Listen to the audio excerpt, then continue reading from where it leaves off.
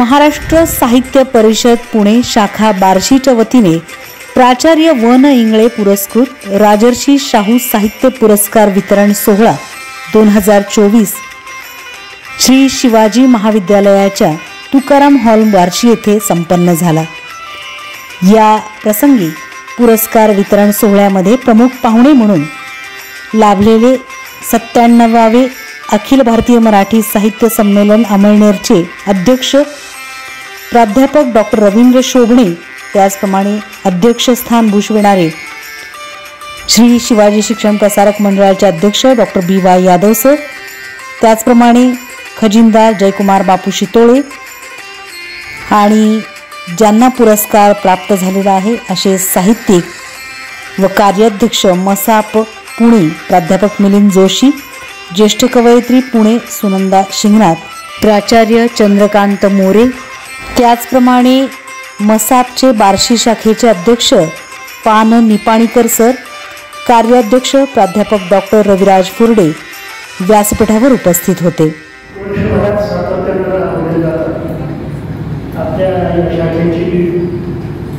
स्थापना झाली 2006 साली।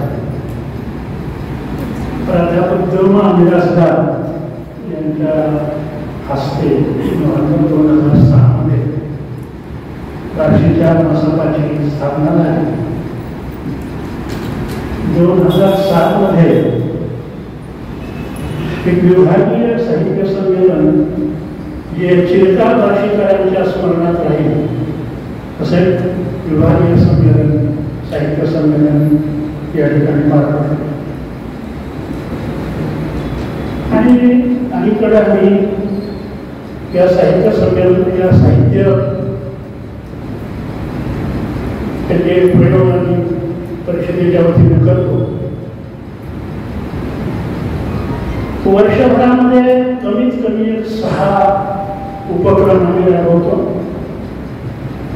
त्यात 2 मोठे उपक्रम असतात की ज्या कार्यक्रमासाठी आपण आता सगळे जमलेलो आहोत, तो म्हणजे राजर्षी शाहूंच्या जयंती निमित्ताने दिल्या जाणाऱ्या पुरस्कारांचा कार्यक्रम।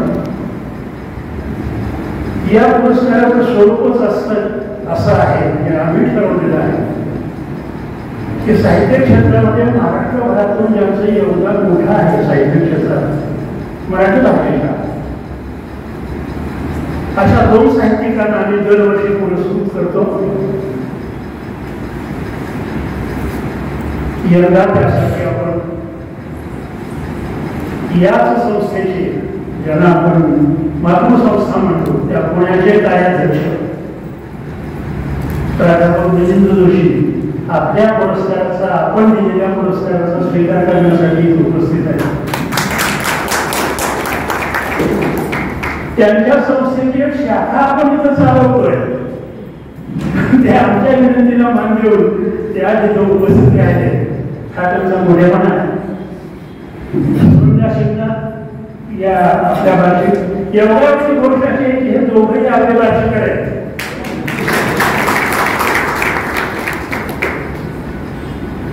व्यवसायाच्या निमित्तानं जरी ते पुण्यात असले सध्या तरी मूळ आपले ते बार्शीकडे आहेत, आपली इथले या मातीचे, हा आपल्याला अभिमान आहे। तर हा एक उपक्रम मी दरवर्षी 26 जूनला घेतो। त्याचं कारणही असं आहे की शिवाजी महाविद्यालयाचे प्राचार्य वन इंगळे सर यांनी 5 वर्षापूर्वी आम्हाला 1 लाख रुपयाची देणगी दिली होती आणि त्यांनी असं अपेक्षा व्यक्त केली होती की हे तुम्ही FD मध्ये ठेवा 1 लाख रुपये आणि त्यांच्या आलेल्या व्याजातून तुम्ही हे पुरस्कार साहित्यिकांना देत चाला। हा पुरस्कार आम्ही दरवर्षी देतो। त्याचं स्वरूपही थोडं वेगळं असतं। तर त्याचं शाहीर अमर शेख यांच्या नावानं या मातीत जन्मलेलं एक रत्न आणि त्याचा सुवास संबंध देशभर पसरला की आंतरराष्ट्रीय कीर्तीचा एक कलावंत बार्शी शहरानं दिला। त्यांच्या स्मृती जागवण्यासाठी म्हणून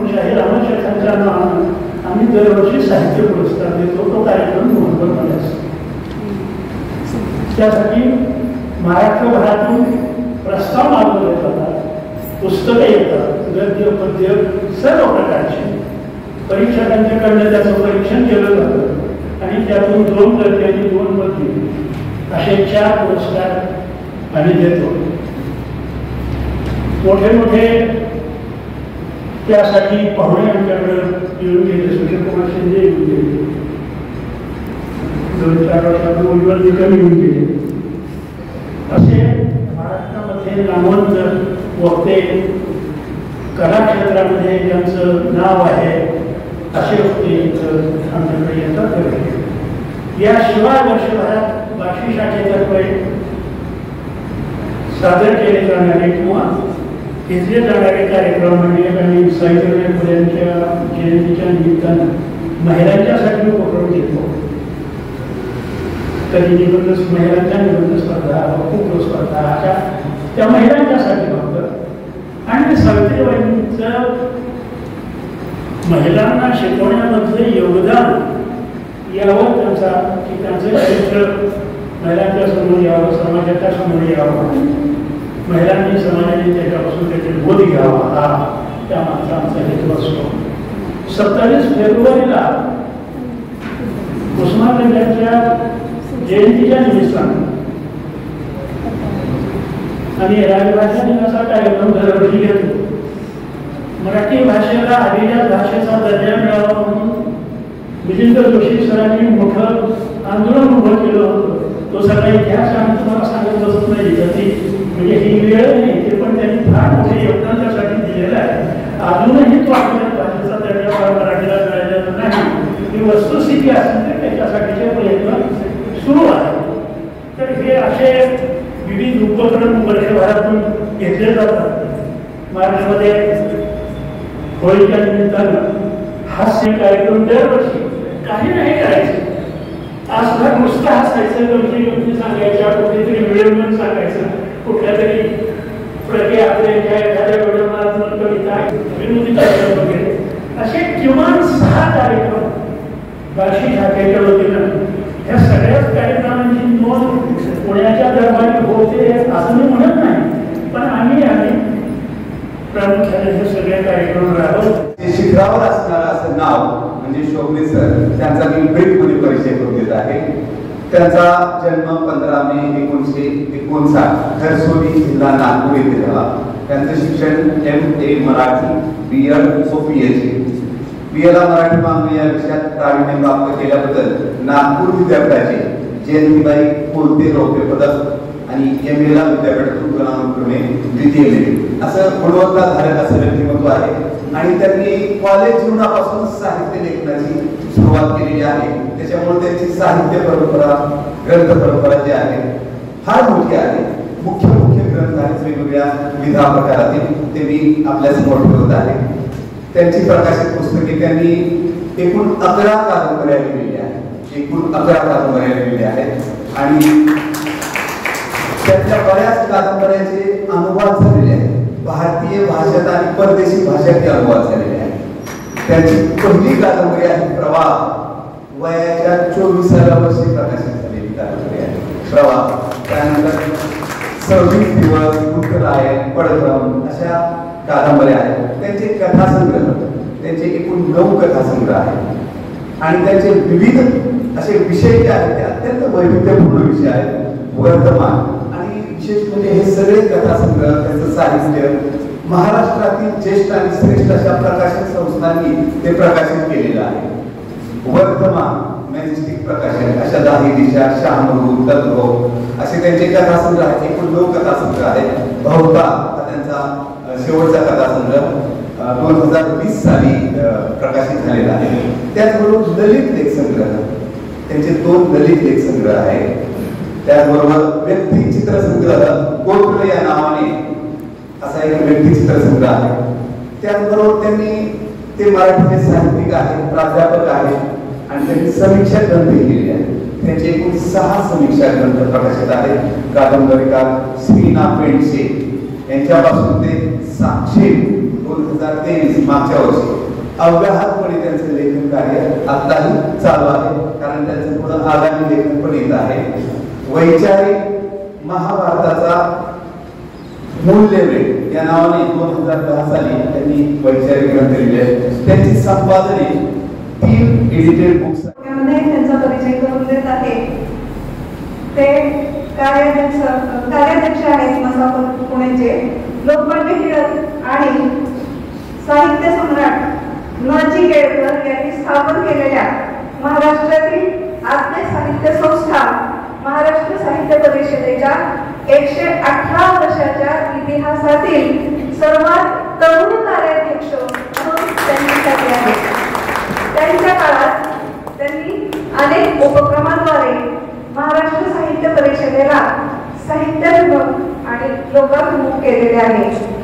the youngest president of oldest institute असा त्यांचा उल्लेख आपल्याला करता येईल। ते पेशाने सिव्हिल इंजिनियर आहेत, तरी शब्दांचे बांधकाम करण्याची ते वाकूकार आहेत। ललित लेखन, कथा, तत्वचिंतनपर लेखन, चरित्रे, आत्मचरित्रपर लेखन आणि अशा विविध वाङ्मय प्रकारातील एकूण 21 पुस्तके त्यांची आतापर्यंत प्रकाशित आहेत।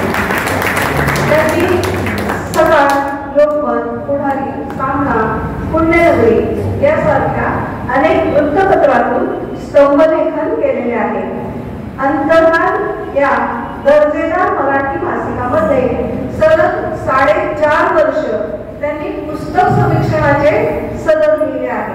खरं म्हणजे हा एक विक्रमच म्हणावा लागेल। मिलिंद जोशी हे प्राचार्य शिवाजीराव भोसले यांचे चरित्रकार आहेत। प्राचार्य हे त्यांचे चरित्र खूप गाजले। ते ख्यातनाम वक्ते म्हणून सुपरिचित आहेत। केवळ राज्यात व देशातच नव्हे तर विदेशात सुद्धा त्यांची व्याख्याने झाली आहेत। 10 पेक्षा जास्त साहित्य संमेलनाचे अध्यक्षपद त्यांनी आजवर भूषवलेले आहे। त्यांच्या काळामध्ये साहित्य परिषदेला मराठी भाषा अभ्यासक पुरस्कार 2022 मध्ये मिळाला। तो पुरस्कार 2 लाख रुपये, सन्मान चिन्ह आणि मानपत्र देऊन संस्थेला गौरवण्यात आले आहे। हे त्यांच्या कार्याचं फलित आहे असं म्हणायला हरकत नाही। आकाशवाणी, दूरचित्रवाणी या ठिकाणी अनेक वेळेला त्यांचा विशेष सहभाग आहे।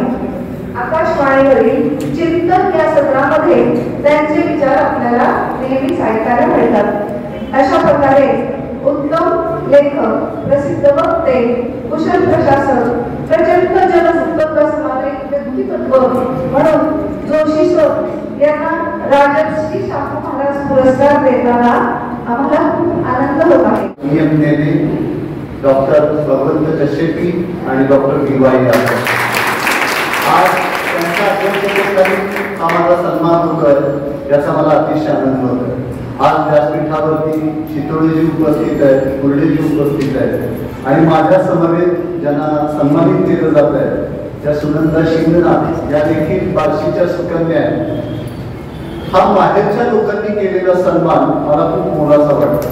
आज मला एक गोष्ट आवर्जून सांगितली पाहिजे की आजवर अनेक पुरस्कार मिळाले, पण जवळच्या माणसांनी केलेलं कौतुक हे खूप महत्वाचं असतं आणि त्यामुळं या पुरस्काराचं मोल काही वेगळं आहे। पुरस्कार हे वाणीच्या वाटेवरच्या प्रसादासारखे असतात। प्रसाद मिळाला म्हणून वाणी थांबत नाही, पण पावलातलं बळ मात्र वाढलेलं असतं। या पुरस्काराने माझं पावलातलं बळ वाढवलेलं आहे हे मी आवर्जून नमूद करतो। आज मला या क्षणी माझ्या दिवंगत आईवडिलांची आठवण येते आणि हा पुरस्कार मी त्यांच्या स्फूर्तीला आणि ज्यांनी मला साहित्य विश्वामध्ये खंबीरपणे उभं केलं ते प्राचार्य शिवाजीराव भोसले आणि मृत्युंजयकार शिवाजीराव सावंत यांना अर्पण करतो। खरं तर ज्यावेळेला मला निपाणीकर सरांचा फोन आला की सर तुम्ही हा पुरस्कार स्वीकारण्यासाठी यावं, तर 2 कारणांनी मी हा पुरस्कार स्वीकारला। एक म्हणजे तो बार्शीच्या मातीतला पुरस्कार आहे आणि दुसरं म्हणजे राजर्षी शाहू महाराजांच्या नावे असणारा पुरस्कार आणि तिसरं म्हणजे कर्मवीरांच्या कार्याने पुनीत झालेल्या, पावन झालेल्या या परिसरामध्ये हा पुरस्कार मला दिला जातो। म्हणजे माझा सगळा परिचय तुम्ही करून दिला, एवढा करून दिला नसता तरी चाललं असतं। मी शिवाजी महाविद्यालयाचा विद्यार्थी एवढा सुद्धा महत्वाचा, कारण या महाविद्यालयाने ग्रामीण भागातल्या मुलांना शैक्षणिक क्षेत्रामध्ये पुढे जाण्यासाठी त्यांच्या हातामध्ये जे ज्ञानाचं आणि एकूण सगळं संचित दिलं त्याच्या बळावरती सगळी पुढची पिढी ही उभी राहिलेली आहे. त्यामुळे या संस्थेच्या ऋणातून विशेषतः मामासाहेबांच्या ऋणातून मुक्त होणं कधीही शक्य नाही. आज डॉक्टर रजनी जोशी या ठिकाणी उपस्थित आहेत. मला या महाविद्यालयामध्ये मी मगाशीच शितोळे सरांना म्हटलं की मला शैलजा त्यांची खूप प्रकर्षण आठवण आली.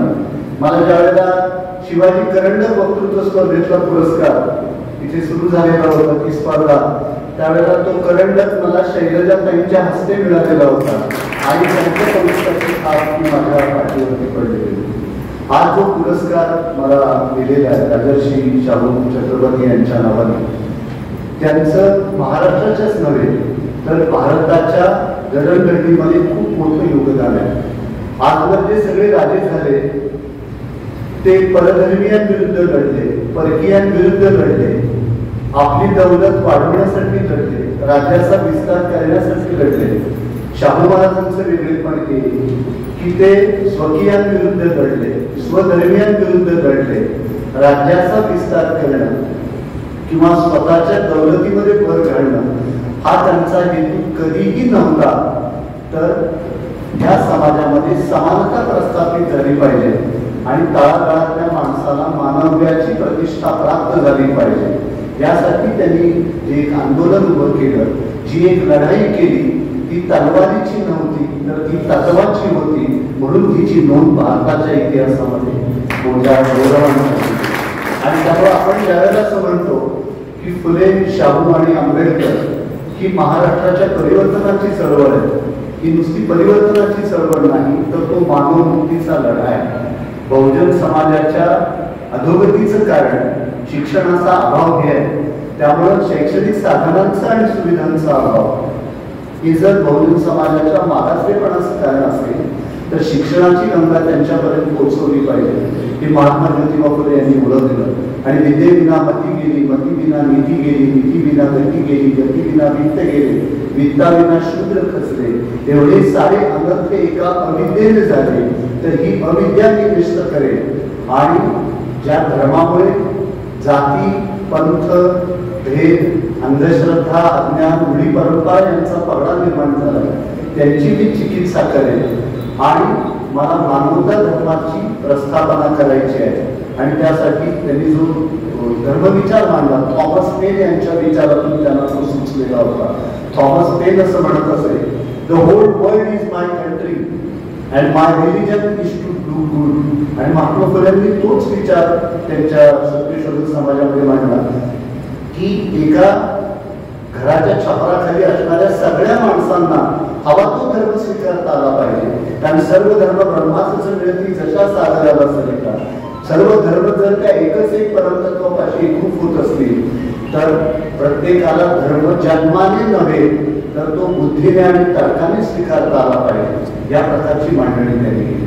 आणि छत्रपती शाहू महाराजांचं मोठेपण असं की हे तत्वाचं राजकारण आणि ही तत्वाची लढाई करत असताना त्यांनी बहुजन समाजातल्या मुलांच्या शिक्षणासाठी पुढाकार घेतला. त्यांच्यासाठी वसतिगृह उभी केली. समानता प्रस्थापित करण्यासाठी जी जातीय अशी एक रचना होती ती त्यांनी उद्ध्वस्त केली. बलुतेदार पद्धती, महारत्न या सगळ्या गोष्टी त्यांनी रद्द केल्या. आणि मुख्य म्हणजे मंडल आयोगापूर्वीचा क्रांतिकारी आयोग म्हणून शाहू आयोगाचा आपल्याला उल्लेख केला पाहिजे. आणि त्या शाहू आयोगाने आज आपण पाहतो. म्हणजे हे सगळं काम एकीकडे करत असताना दुसरीकडे कोल्हापूर सारखं संस्थान उभं केलं, जयसिंगपूर सारखी बाजारपेठ उभी केली. आणि कला साहित्य क्षेत्रामध्ये सुद्धा महाराजांनी जे योगदान दिलेलं आहे ते खूप मोठं आहे. मला एका गोष्टीचा आवर्जून उल्लेख करावासा वाटतो की डॉक्टर बाबासाहेब आंबेडकर ज्यावेळेला परदेशातील उच्च शिक्षित होऊन आले त्यावेळेला त्यांच्या परळ भागातल्या चावीवजा घरामध्ये महाराज स्वतः गेले होते. आणि त्यांनी आंबेडकरांचं अभिनंदन केलं, त्यांना कोल्हापूरला बोलवलं, त्यांची हत्तीवरून मिरवणूक काढली, वरून पुष्पवृत्ती करण्यात आली होती. आणि माणगावच्या अस्पृश्य परिषदेमध्ये महाराज त्यावेळेला म्हणाले की डॉक्टर बाबासाहेब आंबेडकर हे आज दलितांचे नेते आहेत पण उद्या ते भारताचे नेते झाल्याशिवाय राहणार. आदरणीय व्यासपीठ आणि सन्माननीय सरकार होते सुनंदाताईंचा परिचय मी थोडक्यामध्ये करून देते आहे. सुनंदा विश्वनाथ शिंगणात या उत्तम कवयित्री आहेत, लेखिका आहेत आणि खेळाडू आहेत. MA हे शिक्षण त्यांनी मराठी विषयातून केलेले आहे. पिंपरी चिंचवड पुणे येथे वरिष्ठ लिपिक म्हणून त्या कार्यरत आहेत. मैदानी खेळाची त्यांना आवड आहे. राज्य पातळीवर त्यांनी हॉकी हा खेळ खेळलेला आहे. स्वप्नगंधा नावाचा त्यांचा काव्यसंग्रह प्रकाशित आहे आणि 2017 मध्ये हे भूमी प्रकाशन लातूरतर्फे प्रकाशित झालेलं आहे. महाराष्ट्रातील 30 कवयित्रीच्या लेखनातून तयार झालेल्या काव्यसंग्रहामधील त्या एक कवी आहेत ज्याचं नाव आहे स्त्री संमेलन. रंगभामाचे या प्रातिनिधिक काव्यसंग्रहात त्यांच्या कवितांचा समावेश आहे. राष्ट्रकविता हा बालकविता संग्रही त्यांचा प्रकाशन आहे. स्वरचित कविता त्या स्वतः संगीतबद्ध करून स्वतः गायन करतात. आयुष्याच्या संध्याकाळी ही त्यांची रचना ख्यातनाम गायक सुरेश वाडकर यांनी गायलेली आहे. आज या सन्मानाची मी मानकरी ठरले त्याच्याबद्दल सर्वांचे मी खूप खूप आभार मानते आणि सगळ्यांचे ऋण करू इच्छिते. या व्यासपीठावरील सर्व सन्माननीय आभाराच्या उंचीची सगळी माणसे या ठिकाणी बसलेली आहेत आणि त्यांच्या हस्ते माझा या ठिकाणी सन्मान होतो. हे माझ्यासाठी खूप खूप कौतुकाची गोष्ट आहे, आनंदाची गोष्ट आहे. या ठिकाणी व्यासपीठावर विद्यमान ज्यांना पाहत पाहत मी लहानाची मोठी झाली, त्यांना मामा म्हणजे सगळ्या बार्शीचे मामा, अशा मामाच्या गावात मी या ठिकाणी लहानाची मोठी झाली आणि या कॉलेजची त्या विद्यालयाची विद्यार्थी आहे मी, त्याचा मला सार्थ अभिमान आज या ठिकाणी वाटतो. मला पाच पाच मी लहानाची मोठी झाले असे आदर खूप आदरणीय, आमच्यासाठी खूप आदरणीय असे यादव साहेब या ठिकाणी अखिल भारतीय 70वें अखिल भारतीय मराठी साहित्य संमेलनाचे अध्यक्ष आदरणीय डॉक्टर रेणुकाजी शोभणे सर, या ठिकाणी या महाराष्ट्र साहित्य परिषदेचे अध्यक्ष कुशल संघटक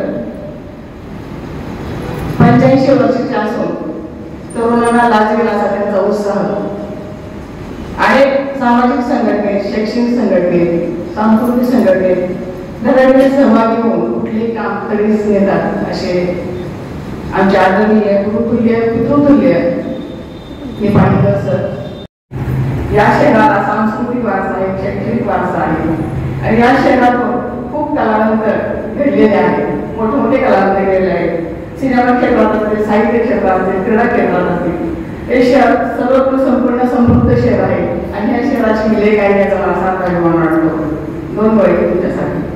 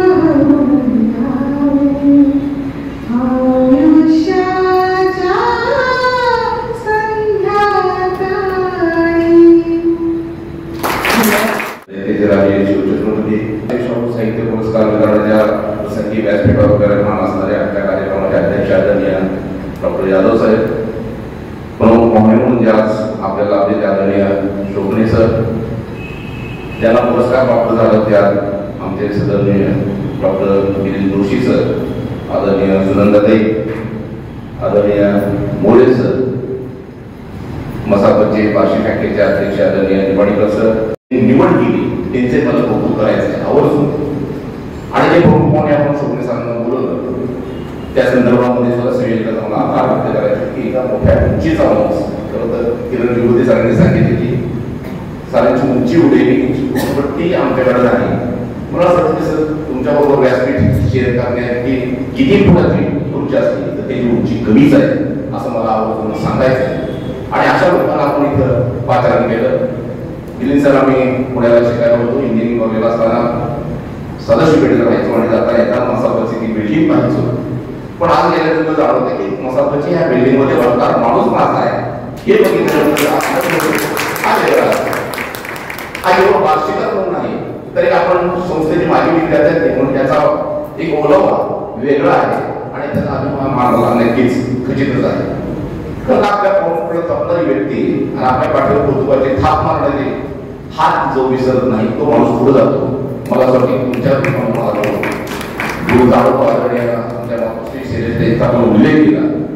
शेवटी त्यांनी अनेकांना पुरस्कार दिले. मला असं वाटतं की आज जर त्या आहेत असलं त्यांना कोणाला आनंद हा वेगळा होता. त्यांच्या रूपात मी इथं आहे आणि मला तुमच्याशी आज शेअर करता याचा आनंद मला वाटतो.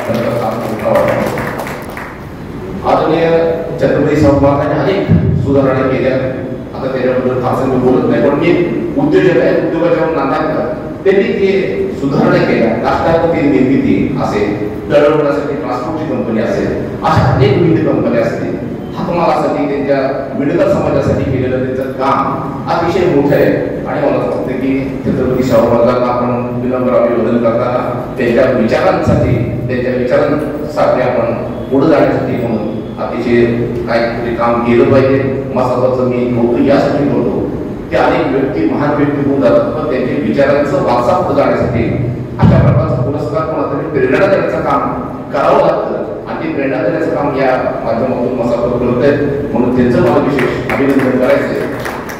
एवढंच नव्हे तर या ठिकाणी गिरीश सर आपण म्हणालात की या निपाणी सरांनी कृत्य व्यक्ती केली की या हॉलमध्ये असणारी रसिक प्रेक्षक आहे ती कठीण आणि आपण सांगितलेला जो म्हणजे नुसतं सांगितला आम्हाला की त्याच्या महाविद्यालयीन वेळेमध्ये हा पुरस्कार घेतला गेला तर आणखी चांगली त्याची गर्दी होऊ शकते.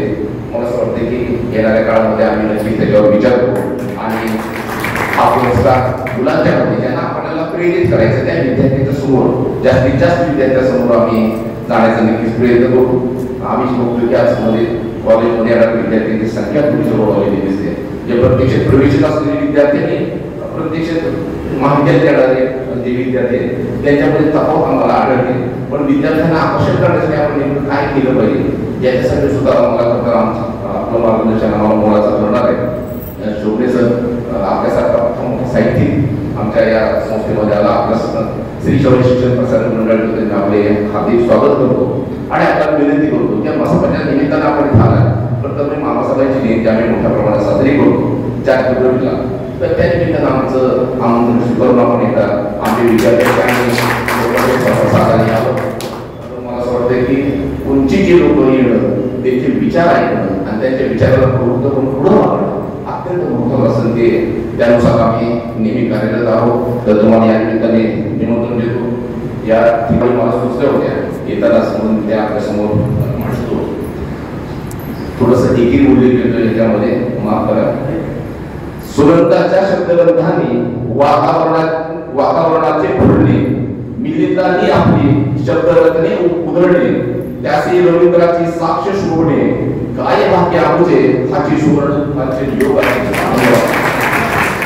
सर्वांना आश्चर्य वाटेल की वैद्यकीय क्षेत्रामध्ये काम करणारी व्यक्ती अध्यक्ष म्हणून कशी काय या कार्यक्रमाला हजर आहे. परंतु या आवारामध्ये असणाऱ्या प्रत्येक साहित्यिकाबद्दल त्याचबरोबर येणाऱ्या प्रमुख अध्यक्षाबद्दल आणि ज्यांना पुरस्कार मिळाला त्यांच्याबद्दल माझ्या मनामध्ये नितांत आदर असल्यामुळं मी या प्रसंगी आपल्यासमोर आपलं शिवाजी शिक्षण प्रसारक मंडळाच्या वतीनं स्वागत करण्यासाठी उभा. मी तसा लेखक नाही, परंतु जर गेल्या 50 वर्षामध्ये मी जेव्हा वैद्यकीय क्षेत्रामध्ये प्रवेश केला त्यावेळेच्या मी आतापर्यंत जर रिफिल मोजल्या माझ्या प्लेनच्या, तर मला वाटतं सगळ्यापेक्षा जास्त माझ्या केल्या. कारण दररोज अनेक रुग्णांना औषध देण्यामध्ये त्यामुळं या परिस्थितीत देखील आपण या ठिकाणी बोलवलं त्याबद्दल खूप मोठा आनंद आहे. तसं पाहिलं तर साहित्यिकांच्या बद्दल त्यांचे विचार ऐकणं अतिशय फार मोठी गोष्ट आहे. वनईकर सर हे आम्हाला प्राचार्य म्हणून होते आणि मोठे साहित्यिक होते. त्यांनी जर मामासाहेबांच्यावर साहित्य लिहिलं असतं तर आम्हाला आज मामासाहेब गेल्यानंतर 40 वर्षानंतर मामासाहेबांच्या बद्दल काय नव्या पिढीला सांगायचा फार मोठा प्रश्न निर्माण झाला. परंतु या ठिकाणच्या अनेक साहित्यिकांच्या मदतीनं आणि वनईकर सरांच्या साहित्याच्या आवडीनुसार त्यांनी मामासाहेबांचं जे साहित्य या ठिकाणी लिहून ठेवलेलं आहे त्याच्या आधारेच आम्ही इथं मामासाहेबांचं स्मारक उभा करण्याचा प्रयत्न केलेला आहे. तेव्हा मला नेहमीच सर्व साहित्यिकांच्या बद्दल खूप मोठा आदर आणि अभिमानही वाटतो. राजर्षी शाहू महाराजांनी मामांना या थोर व्यक्तीबद्दल प्रचंड आदर असायचा. मामा गुरुडीमधल्या विद्यार्थ्यांना दर शनिवारी काही ना काहीतरी व्याख्यान आयोजित करायचे. त्यामध्ये आवर्जून शाहू महाराजांच्याबद्दल मामा खूप बोलायचे, त्यांच्याबद्दल खूप त्यांना आदर असायचा. या निमित्तानं मी असं सांगू इच्छिते की मामांचं शेतकऱ्यांना न्याय मिळावा यासाठी लॉ कॉलेज काढायचं होतं आणि त्यावेळेस चर्चा चालली होती 1912 की लॉ कॉलेजचं नाव कुणाचं द्यायचं काय करायचे.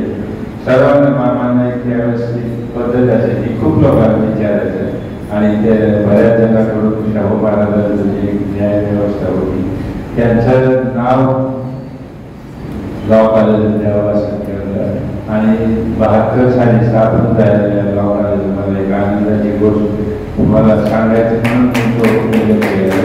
72 साली स्थापन झालेल्या लॉ कॉलेजचं परवाच गेल्या महिन्यापूर्वी जम्मू काश्मीरचे लॉ युनिव्हर्सिटीचे व्हाईस चान्सलर आणि साऊथचे आणि इतर ठिकाणचे न्यायाचे जे आले होते त्यांनी आमच्या या शाहू लॉ कॉलेजला A+ आणि खूप मोठं मामासाहेबांचं आणि आमच्या शाहू लॉ कॉलेजचं कौतुक केलं.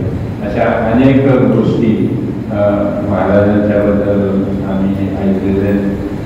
त्यांनी जे एक पवार साहेबांनी जे पुस्तक लिहिलेलं होतं ते पुस्तकही आम्ही संस्थेने जवळजवळ सर्व शाखांच्या मध्ये लिहिलेलं आहे आणि सर्वांना अनेक नव्या शाहू महाराज काय होते, शाहू महाराजांचं काय म्हणजे पाहण्याचा योग त्या पुस्तकाच्या निमित्तानं आलेला आहे असं मला या ठिकाणी आवर्जून सांगावंच वाटतं.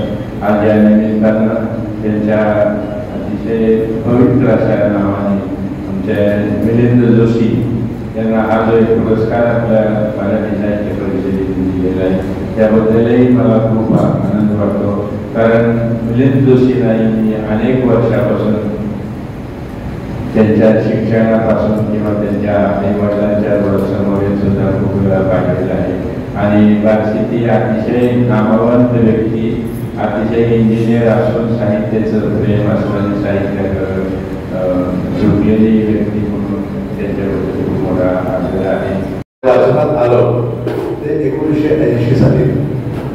1980 साली या बार्शी शहरामध्ये गंभा सरदार यांच्या अध्यक्षतेखाली अखिल भारतीय मराठी साहित्य संमेलन आयोजित झालं होतं. हे संमेलन आपल्यापैकी अनेकांनी पाहिलेलं असेल आणि कधीतरी आपण या बार्शीमध्ये येऊ असं मला वाटलं नसेल, पण या निमित्तानं हा व्हिडिओ सोडून आला आणि आमच्या मित्रांना पुरस्कृत करण्याची एक संधी मला मिळाली. खरं म्हणजे अखिल भारतीय मराठी साहित्य संमेलनाचा अध्यक्ष झाल्यानंतर कधी आधी सुद्धा मिलिंद जोशींच्या हस्ते माझे अनेक सत्कार झाले. आज त्यांचा सत्कार माझ्या हस्ते व्हावा, देणाऱ्याने देत जावे, घेणाऱ्याने घेत जावे, देता देता एक दिवस घेणाऱ्याचे हात घ्यावे अशी संधी मिळाली. आणि सुनंदाजींना या पणजीच्या साहित्य संमेलनामध्ये आमची भेट झाली. त्यामुळं सुनंदाताईंचा परिचय अधिक दृढ होत गेला. त्यांचा परिचय आपण जो सांगितला तर त्यांनी मला जे कृती सांगितलं तुम्ही सांगितलं नाही ना, त्या पारंपरिक लिहितात आहे, त्यात आमच्या पाठावर येतात आहे. आणि सुनंदाताई तुम्हाला सांगतो की तुमच्या नावाचा संदर्भ महाभारतात आहे. वशिष्ठ मुनींच्या धर्मपत्नी त्यामुळे त्यांचं नाव सुनंदा होतं आणि पुढे त्यांच्या कुशीतून जन्मलेली ही जी परंपरा आहे शक्ती आणि पराशर आणि पुढे व्यास महर्षी, या परंपरेची जनक सुनंदा नावाची एक व्यक्ती होती. ते नाव तुम्हाला मिळालेलं आहे. त्यामुळे तुमच्या आई वडिलांनी जाणीवपूर्वक नाव ठरवलं असं मला वाटतं. महर्षी राजर्षी शाहू महाराजांच्या नावाला पुरस्कार दिला जाणं हा प्रत्येक लेखकाच्या आयुष्यात एक भाग्ययोग असतो. अजून तो माझ्या आयुष्यात आला नाही. पण काही नाव अशी असतात की आपण त्या नावाने पुलकित व्हावं असं आपल्याला वाटत असतं. आणि ही दोन्ही मंडळी आमचे जे मित्र वगैरे आहेत आणि सुनंदाताई आहेत, हे खरंच भाग्यवान आहेत की त्यांना महर्षी शाहूंच्या राजर्षी शाहूंच्या नावाला पुरस्कार मिळतो आहे. महाराष्ट्राचा सांस्कृतिक आणि वैचारिक इतिहास पाहता फुले शाहू आंबेडकर अशा पद्धतीनं आपण महाराष्ट्राच्या या इतिहासाचा विचार करतो.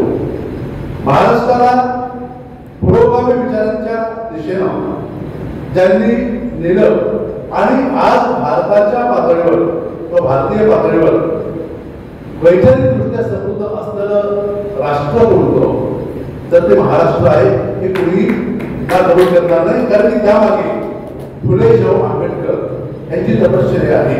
आणि ज्या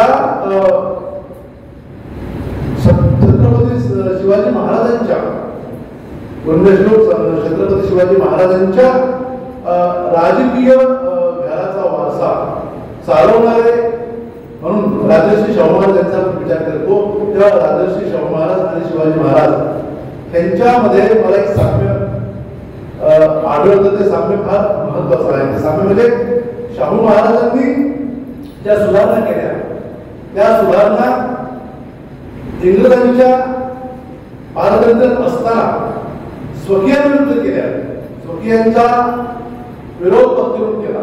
आणि त्याच्या आधी जवळजवळ 250-300 वर्षापूर्वी शिवाजी महाराजांनी सुद्धा महाराष्ट्राची एक वैचारिक आणि धार्मिक सामाजिक शरण निर्मित केली महाराष्ट्राची, ती सुद्धा आपल्या स्वकीयांच्या आणि परकीयांच्या विरोधात जाऊन केली. दोघांनाही जे आयुष्य मिळालं ते आयुष्य जवळजवळ सारखंच आहे. शिवाजी महाराजांचं आयुष्य 50 वर्ष आणि राजर्षी शाहूंचं आयुष्य 48 वर्ष.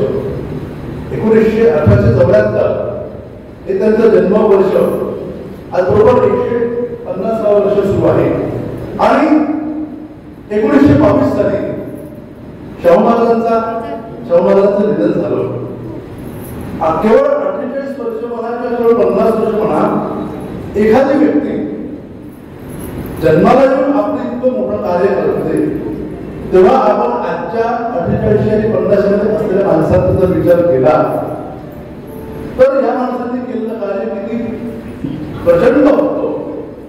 त्या कार्याची दिशा किती ज्याला आपण काय म्हणू की काळाच्या भिंती पार करून पुढे जाणाऱ्या होत्या. हे आपण पाहतो तेव्हा आपण अगदी स्थिमित होतो. आणि केवळ त्यांनी महाराष्ट्रातूनच कार्य केलं नाही तर महाराष्ट्राचा हा वैचारिक वसा आणि वारसा भारतभर त्यांनी काय म्हणता येईल की परावर्तित केला किंवा भारतभर पसरवला. आणि ह्याचं एक आणखी उदाहरण राजर्षी शाहू महाराजांच्या संदर्भात शाहू महाराजांना महर्षी ही जी पदवी दिली ही 1919 साली कानपूरला कुर्मी क्षत्रिय समाजाने दिलेली आहे. त्यामुळं शाहू महाराजांच्या विचारांचा प्रभाव हा त्या काळात केवळ महाराष्ट्रापुरता नव्हता तर तो भारतभर पसरलेला होता. आणि या शाहू महाराजांवर जे संस्कार केले ज्ञानाचे अध्ययनाचे आणि एकूणच ज्याला आपण काढून की विचारांचे जे संस्कार केले ते संस्कार करणारे जे फ्रेजर नावाचे त्यांचे गुरु होते. या फ्रेजरने त्यांना ज्या पद्धतीने घडवलं ही त्यांची झालेली घडवणूक होती. ही घडवणूक इतकी महत्वाची होती की आपण संत भारतभर आणि भारताच्या इतिहासाचा विचार केल्यानंतर तत्वज्ञ राजा ही उपाधी फक्त आणि फक्त राजर्षी शाहू महाराजांनाच देता येते. नेटोनी जी तत्वज्ञ राजाची जी संकल्पना मांडली त्या संकल्पनेत बसणारे आणि त्या संकल्पनेचा पुरेपूर त्यांच्या व्यक्तिमत्वामध्ये वास होत आहे असे केवळ आणि केवळ राजर्षी शाहू महाराज होते. याच्या आधीच्या याच्यामध्ये आपण जर विचार केला तर काही राजे केवळ राज्यकर्ते होते. काही राजे केवळ आपापसामध्ये भांडून राज्य मिळवणारे होते. पण शाहू महाराजांनी जो विचार केला तो या पद्धतीने केला आणि शाहू महाराजांना या पद्धतीने विचार करण्याची जी भूमिका काढली ती भूमिका फ्रेजर साहेबांनी त्याला आपण काय म्हणू की पार्श्वभूमी म्हणून एक निर्माण करून दिलेली आहे. आमचे मित्र जे आहेत नरेंद्र जोशी त्यांनी आता बोलताना सांगितलं की मी बुजवायला लावाय नाही. मी मध्यम विचारांचा आहे. जगण्याचा जेव्हा आपण विचार करतो किंवा जीवनाचा विचार करतो किंवा जीवनाचा विचार केल्यानंतर तो करताना केवळ डावा आणि केवळ उजवा अशा पद्धतीने जगण्याचा आणि जीवनाचा विचारच करता येत नाही. अशा पद्धतीने जगण्याचा आणि जीवनाचा आणि एकूण समाजाचा विचार करणारे माणसं एकांगी असतात. या कार्यक्रमात कोषाध्यक्ष BR देशमुख, प्रमुख कार्यवाह प्रकाश गव्हाणे, सहकार्यवाह प्रकाश महामुनी तथा श्रीमती शारदा पानगावकर, आबासाहेब घावटे, प्रदीप गव्हाणे, गिरीश सोनार, प्रदीप कुमार शिंदे आदींनी विशेष परिश्रम घेतले.